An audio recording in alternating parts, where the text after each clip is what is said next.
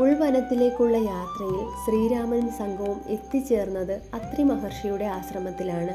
അദ്ദേഹത്തിൻ്റെ പത്നി അനസൂയ സീതാദേവിക്ക് വനത്തിൽ വസിക്കുമ്പോൾ ധരിക്കുവാനുള്ള വസ്ത്രങ്ങളും ആഭരണങ്ങളും നൽകുന്നു. എല്ലായ്പ്പോഴും ഭർത്താവിന് മുന്നേ നടക്കുവാൻ നിർദ്ദേശിക്കുന്നു. വനവാസത്തിനു ശേഷം ഭർത്താവിനോടും കുടുംബത്തോടുമൊപ്പം സന്തോഷകരമായി ദീർഘനാൾ കഴിയാൻ ഇടയാകട്ടെ എന്ന് ദേവി അനസൂയ സീതാദേവിയെ അനുഗ്രഹിക്കുന്നു. ധാരാളം മുനിമാർ വസിക്കുന്ന ദണ്ഡകാരണ്യത്തിലേക്ക് പോകുവാൻ ആഗ്രഹിക്കുന്നതായി ശ്രീരാമൻ അത്രി മഹർഷിയെ അറിയിച്ചു. അതിനായി തുണ പോരുവാൻ കുറച്ചു ദൂരം വഴികാട്ടിയായി ആരെയെങ്കിലും അയക്കണമെന്നും അത്രി മഹർഷിയോട് അറിയിക്കുന്നു. അത്രി മഹർഷി അയച്ച സംഘം കുറച്ചു ദൂരം താണ്ടി നദി കടക്കുവാൻ അവരെ സഹായിക്കുന്നു. തുണ വന്നവരെ സംഘത്തെയും നന്ദി പറഞ്ഞു മടക്കി അയച്ച ശേഷം അവർ മൂവരും യാത്ര തുടർന്നു.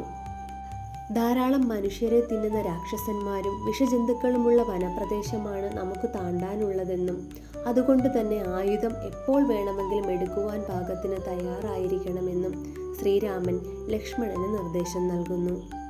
മുൻപേ ലക്ഷ്മണനും അതിനുശേഷം സീതാദേവിയും പിറകിലായി താനും നടന്നുകൊള്ളാമെന്ന് ശ്രീരാമൻ നിർദ്ദേശിക്കുന്നു. വിരാധവധം. യാത്രയിൽ അതിഭീകരമായ രൂപത്തോടു കൂടിയ ഒരു രാക്ഷസനെ കാണുന്നു.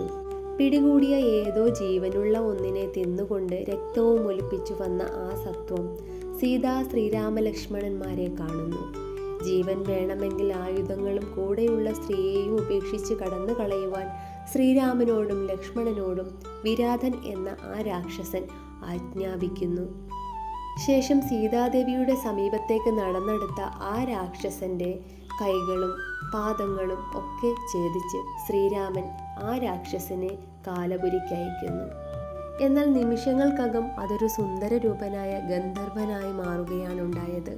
അഹങ്കാരത്തിൻ്റെ അങ്ങേ തലക്കിൽ സഞ്ചരിച്ച ഗന്ധർവനെ ദുർവാസാവ് മഹർഷി ശപിച്ചതിൻ്റെ ഫലമായി രാക്ഷസനായി മാറുകയായിരുന്നു.